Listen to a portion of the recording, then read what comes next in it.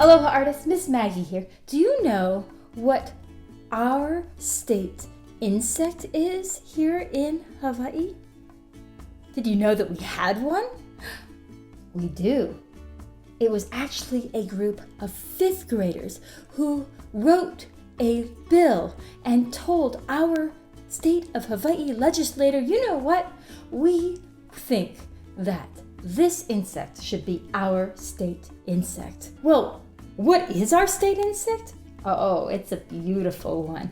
It's the Pulelehua, the Kamehameha butterfly. Today, we are going to create a work of art that showcases this butterfly and its friend, ʻōhiʻa. Do you hear that? Oh, what are they saying in that song? It's beautiful. That song was also written by the Keiki of Hawaii. And they are telling us about how the Pulelehua and the ʻōhiʻa, they work together. They are friends. A lot of times we have plants and we have insects, and they help each other out. They have a symbiotic relationship. And the insects help the plants pollinate, which we need that in order to have more plants growing. Okay, well, let's make some amazing art together. Here are the supplies that you're going to need for this project.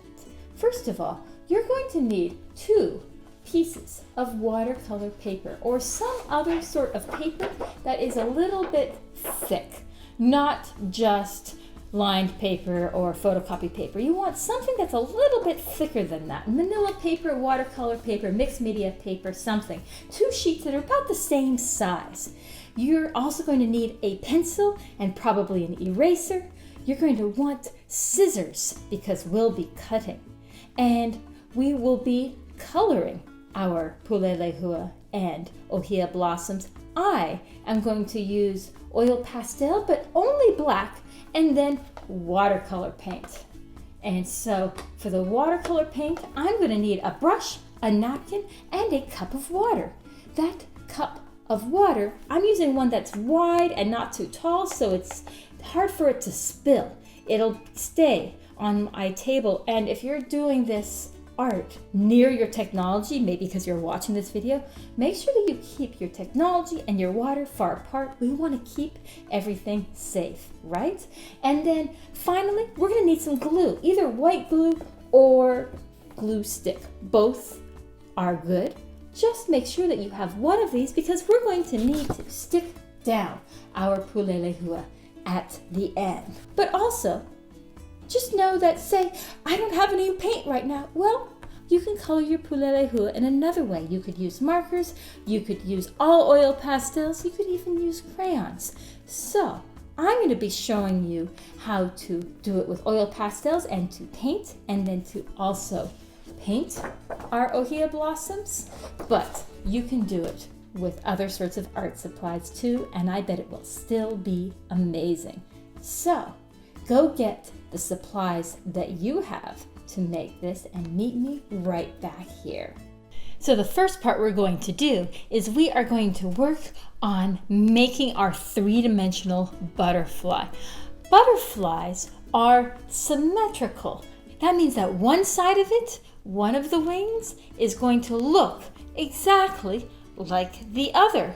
We are symmetrical too, right? My eyes are directly across from each other. My arm and this arm are the same too. Noticing if something is symmetrical is really useful when we make art. I see that this part is the same as this part. In fact, I can fold my picture in half and look at this. I have exactly half my butterfly. There we go. Half on one side, half on the other. So now let's take our paper, and this paper, I have it horizontal, which means that it is longer this way. And I'm going to take this side over by my butterfly, and I'm going to fold it over. And I'm going to make that corner touch and that corner touch. I'm going to make sure that those corners are together and those corners are together. And then I'm going to press in the center and press out and down in both directions. Now, I have the fold over here next to my butterfly, and I have it open over here. The fold is where the center of the butterfly, its abdomen, is going to be. And then out here is where the wings are going to open up. So we want our picture to really look like the Pulelehua. We want it to look like the Kamehameha butterfly. And so we're going to look like scientists. I see that it has a big wing here and a big wing here, but let's start with the abdomen, the body, which is going to be right on the fold. Make sure the body is on the fold. So I have about 1, 2, 3 knuckles on my finger to get to there. 1, 2, 3 knuckles on my finger, and then same thing, 1, 2 from my finger to there, and then that part there is the body. See how I've got 1, 2, 3 knuckles, same amount there, body in the center. And so I see that there is a head and it has an eyeball, and I see there's one part of the body and then there's another part of the body. Now, that means now that I have those little shapes, I can do the wings. I see that the wing, this top wing, comes out of its shoulders, just about there. And I'm going to make this butterfly as large as the paper will let me. So that means my wing, this curve, is going to go all the way to there. And so it's going to start there and end there. And do you see how it has a nice curve? I am going to make that curve. There we go. Now, do you notice how the butterfly has a top wing and a bottom wing? It has 2 sections. The bottom of the top wing comes out from there, goes down, and from here, it's kind of guideline can go like that, but I see that it's really actually very wiggly. I see that. Do you see that wavy line there? It has a little bit of a point right there. See if you can make yours look like the picture. Now, the bottom part is going to start right from there, and it's going to go all the way to the bottom. And we want it to go all the way to the bottom of our paper here too. So we know it comes from here, and it's go down to here. I'm going to draw a little guideline, but then I can see that that is actually wavy too. Okay, so it goes like that. There is our shape for our butterfly. The antenna would be great to put in, but we're going to cut this out. So that antenna is going to be too small for now. So I have half my butterfly. I'm not going to worry about drawing the other half yet. I'm going to use the scissors now, because I know that I have my fold right here on the body, and that if I cut through both parts of the paper at once, starting from the fold, and oh, that's tight there. If it's hard to cut, I cut off the extra stuff first. See, get rid of that, and now it's going to be easier to get in there. Now, I am as careful with the scissors as I am with a Sharpie or some other permanent marker, because I can't erase my cuts. So I want to go just carefully on the lines. I'm going slow, I'm looking, and a lot of times I don't turn the scissors, I just turn the paper. And when it gets to be too much, I cut it off. Now for the wiggly wing. I'm going over those lines. If your hand gets tired, take a break and then go back to it.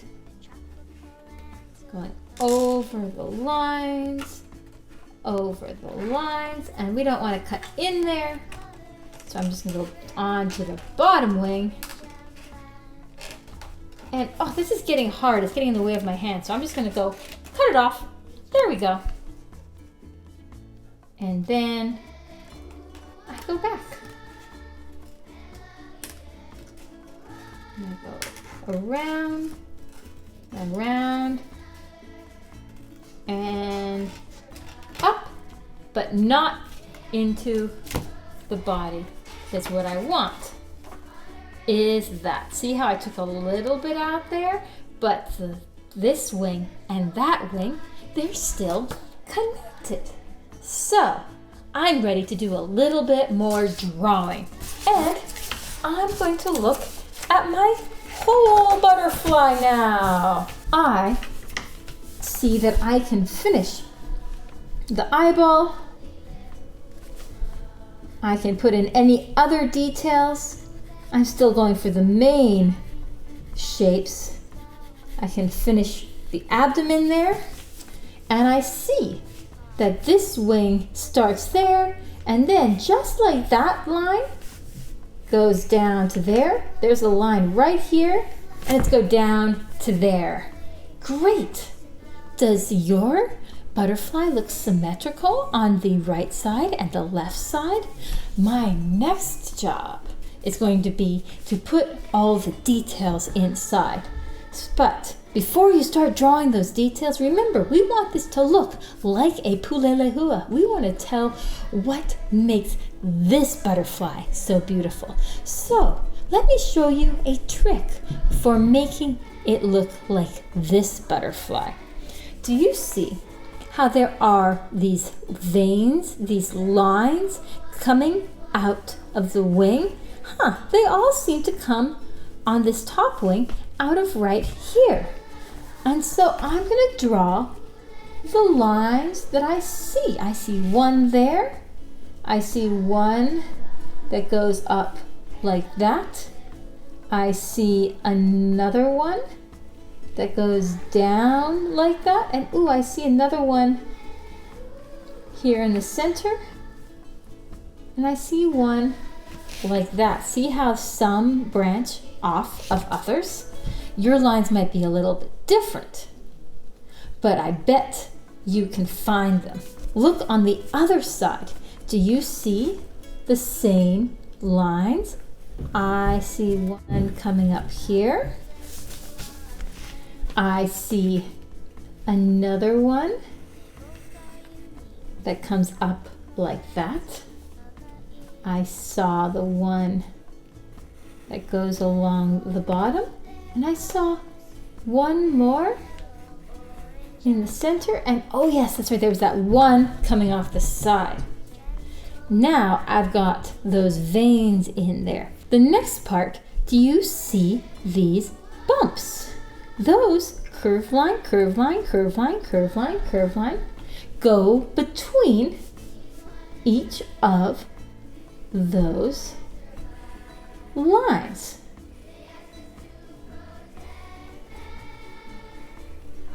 I did one side. Let's see if I can make it look about the same on the other. Do your best to make it look the same. What happens on the left side and what happens on the right? Make it happen on both sides in the same spot. If there's a black shape or a light colored shape, put it in. Notice how I'm shading some areas? Those are the areas that are going to be colored black later on. Helps my brain know where are the dark areas and where are the light. It's a neat little tool. And notice where can you make it more symmetrical? Let's look at the bottom part. I see that again, there are a lot of lines coming out from the abdomen and coming down the butterfly. Same thing on this side.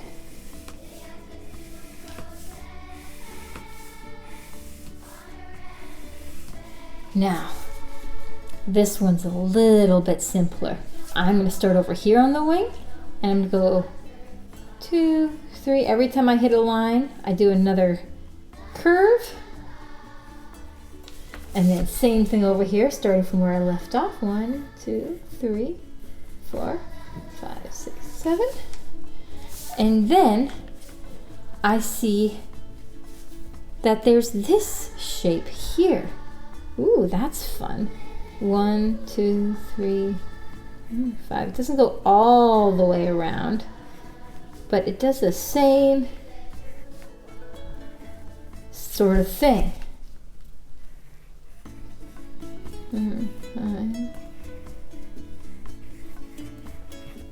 And then there's a couple little shapes on the bottom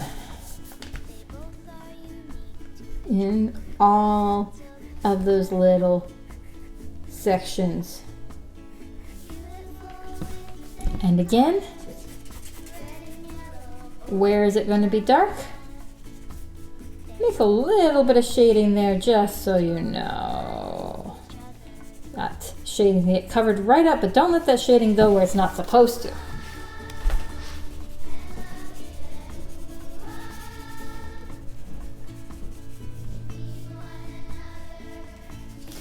Whew, that was challenging, wasn't it? Getting something to look like it really does in nature takes a lot of close observation, and it might not all turn out exactly the same. It is a work of art, but I bet if we practice using our eyes, we can get it really close. One thing I do at this stage is that I have a friend look at it, and so you can help each other notice what parts did they miss. I see there was a little bit of black in there, and maybe I have some parts where the black should have come up higher. Does it do that on this side too? If you notice it on one side, notice it on the other. I noticed that. What does your friend notice when they look at it? Now, if you have this part done, then you get to color it. But remember, we're looking at these with the eyes of an artist and a scientist. So I am going to look closely at this and figure out what does it need. It needs some orange, it needs some black.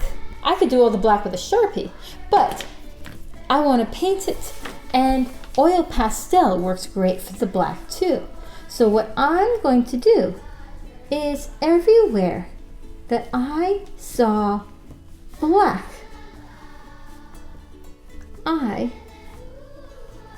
am going to fill in with oil pastel. If it was white or is orange, I'm going to go carefully around it.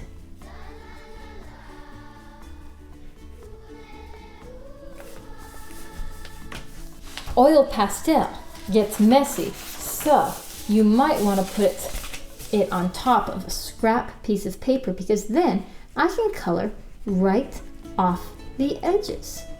See how I'm filling that in, but staying out of the areas that I want to color orange.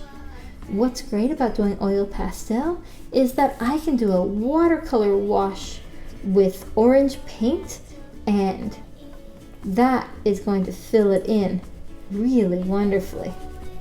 This takes some attention. Make sure that you put the black where you want it and not where you don't. but because I did those little shadings, that helps me know. Oh wow, that is starting to look like a butterfly now. Remember, start off by going over the lines that you drew and go around the parts that are not going to be colored black. This bold oil pastel is going to make it stand out and have such beautiful contrast.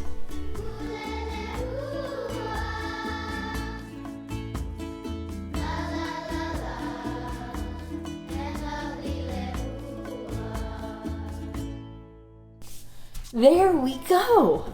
Okay, I think I pretty much got it. Whew, that was a lot of work. How's yours coming along?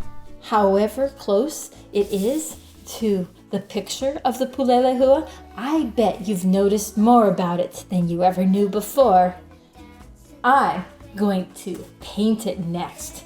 I am going to take my paint, and I'm going to take my brush, and all of those areas that are orange, I'm going to fill that in. So I need my water, I need my napkin. Here's a good napkin, and I'm going to take my orange, but some parts are very red orange, aren't they? And some parts are lighter. So I'm going to put orange in here. Ooh, those spots are not very orange. I'm going to put orange in here, but I'm also going to put red mixing with the orange where I think it's a darker red.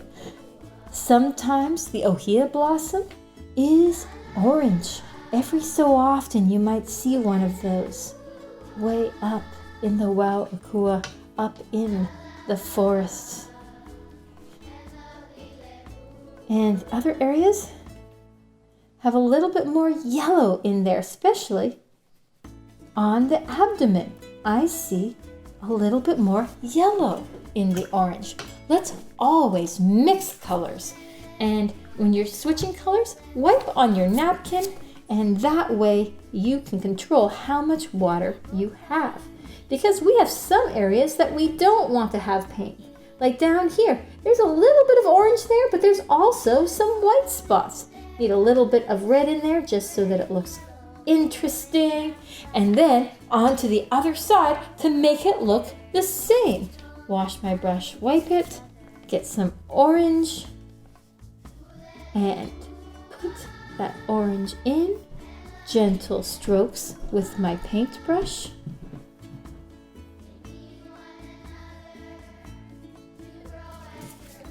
Wash my brush, dry my brush, grab a little red, put it in there too. Ooh, yes, like that. And more orange down here. And that butterfly looks like it's not perfectly symmetrical in its color. It looks like it's got a little bit of white spots down there. So maybe I'll let it have that. Maybe it got something on its wing as it was flying around. Oh, and a little bit more of that yellow mixed in for over here. Oh, wow. And a little bit more red in there. And in here, it looks like it's extra dark, so I'm taking a little purple and brown to darken it in, especially on the abdomen, on the body. But I think we are just about there. Look at yours. What else does it need? Remember, we are painting it to look like the Pulelehua. I like how that's coming. I think the head needs a little bit more darkness. Okay. even with us all trying to look at it scientifically, everyone's artwork's going to come out differently because we notice different things. Oh, I have a beautiful Pulelehua that needs to dry. I'm going to set that off to the side so that it can dry. Next, I need my other watercolor paper. How did your Pulelehua come out?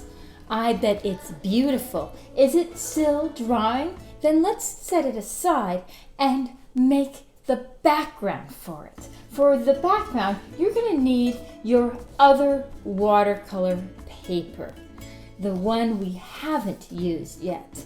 And what we're going to have in the background is, well, Pulelehua's friend, the Ohia lehua.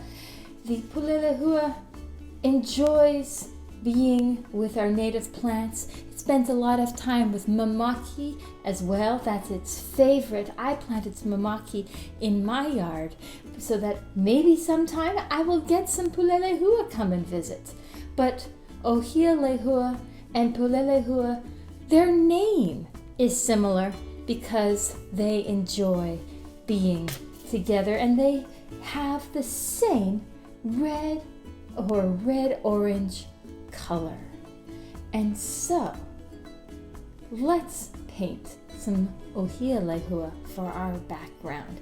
This is one that I painted looking at an ohia tree that my family planted. And it was so full of blossoms, and I looked at what is the shape and the lines of each leaf and of the flower. And so let's paint one together. We'll make it a little bit simpler, but I know that we can do this. I'm not going to draw first. I'm going to go straight with my paintbrush, but I want to make sure that I've got my water, my watercolor, and my paper towel. And I want to make sure that my brush has a nice tip. I'm going to hold it by the silver part. I'm going to hold it like a pencil, and I'm going to use the tip very carefully as I paint. And so I'm going to start with the stems and the leaves, and those have a lot of green in them, but let's use a lot of different types of green. Of course, we have one green right there, but we can mix green as well. So I'm going to take this green. I'll start with the green that we have, but I'm going to put some in my mixing area in my palette, and I'm going to wash my brush, clean it off a little bit, make sure it's clean, and then take some blue and look at that beautiful blue-green there. I'm going to use a blue-green for the stems, and I'm going to have the stems come in different directions. So I'm taking my brush and I'm doing one stroke from the edge towards the center. One stroke, and I can have it branch off too, and make some more if you're running out of paint. One. I'm going to do one there. I have one branch off, and I think one more there. Okay, that's the beginning. I'm going to wash my brush, wipe my brush, and let's make a light green now. I'm going to take some yellow and mix it with my green. So I've got yellow. I'm getting on my brush here and bringing it up here. I'm going to take a little bit of green with it, and oh, look how different that green is there. Oh, that's going to be beautiful. So for the leaves, they're a little bit roundish. You see how they've got some light green in them, and they're coming right off the stem. So every leaf that I do is going to be its own brush stroke. I'm just going to touch once, once, once, once, and oh, I need some more paint. More yellow, more green, a little bit more yellow there, a little bit of water. You don't want too much water, but oh, I like that. And so giving it lots of its leaves. There we go.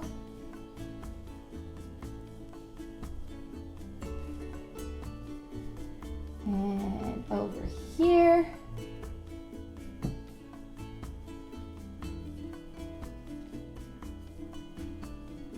over here.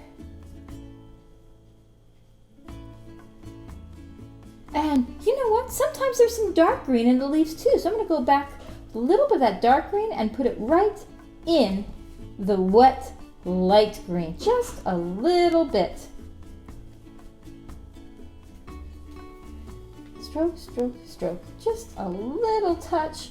And what's so fun is that it blends with it. It gets soft and blends, especially if the paint is still wet. Doesn't have to be in every leaf, but I think it starts to help it come alive.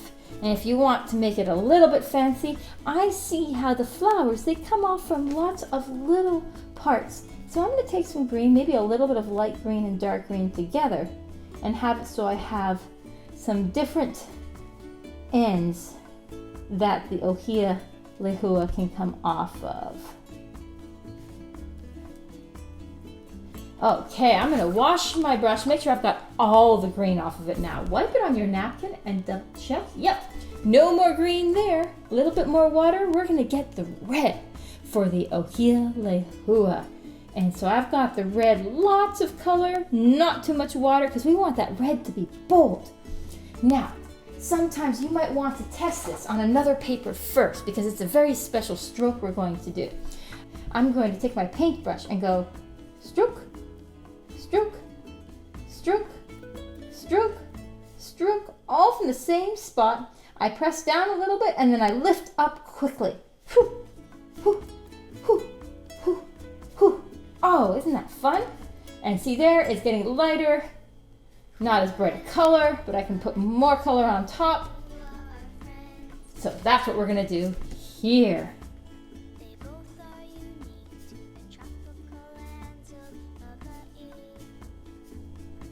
Wherever it ends.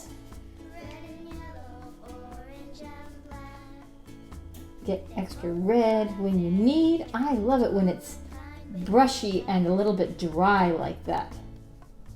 Ooh, ooh, look at that one. Oh, I made these flowers come close together here. They're overlapping. Wow. Well, that's how this one turned out.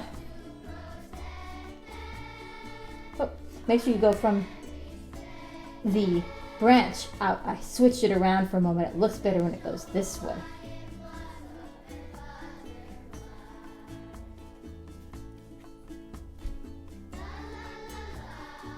Need a little bit more water there.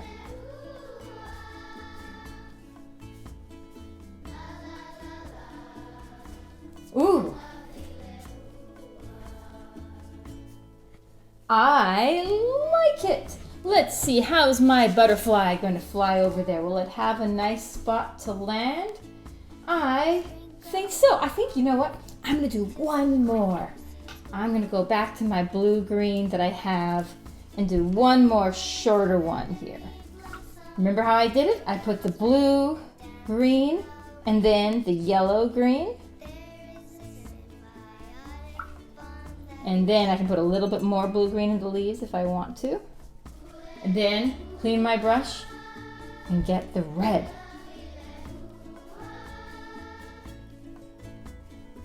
There we go. I've got one shorter one there so that I can put the butterfly down and be able to still see those wonderful blossoms. You can keep adding more if you want. It's up to you. But while this dries, we have one last thing to do with our butterfly. We need to fold it so that the wings come up, because we're going to make this three-dimensional when it's all together, okay? And so remember how we have a fold in our butterfly already from when we were cutting. Fold that crease again. Now, take your fingers and put them on the abdomen, on the body. Press down hard on there. Now, take your other hand and lift up the wing. And you're gonna push that other hand against the fingers on the other side. And so that you are folding just the wing and not the body. And when you get it over, then crease it down with your finger. So now you have an extra fold there. Let's do it on the other side too. Flip it over, fingers on the abdomen, lift up the wing, fold it, press it over, and what you have then is a couple different folds. But what we're gonna do, you're gonna press down the center and the wings are gonna pop up. And it's gonna be like a butterfly is flying. So that means that if this is dry and you did your folds and this is dry, then you can glue it down. Let's practice and see where will it look its best. Do I want it in this corner? Do I want it coming off the side? Do I want it up here? Ooh, I like it like that. That's where I'm going to put the pulelehua. And so I want to put glue just on the abdomen, on the back. And so I'm going to take my butterfly, flip it over, and put glue just in that center area, not on the wings at all, just in the middle. If you're using white glue instead, just 3 little dots, dot, dot, dot should do it. With glue stick, fill that whole center area with the glue. Okay, let's go back and look one more time. Where were you gonna put it? Double check. Take a deep breath and make sure you're putting it in the right spot. Let it hover, and then put it down. Press down where the glue is, and then there you go. Here is our Pulelehua and Ohia lehua. Isn't that wonderful? Now, as you are out in the garden, as you are up in the rainforest or along the coast or anywhere that you go out in nature on your island, look for where plants and insects work together. Where do they have symbiotic relationships? Where they help each other out? Where do you see insects pollinating flowers and plants providing food and homes for insects? Look for those. You will be finding and discovering the beauty of nature. What sort of art are you going to make about the beauty that you find in nature? I'd love to see it. But for now, take your beautiful artwork, hang it up in your home where it's going to make your family happy. And I can't wait till we make more art together next time. Ahui ho!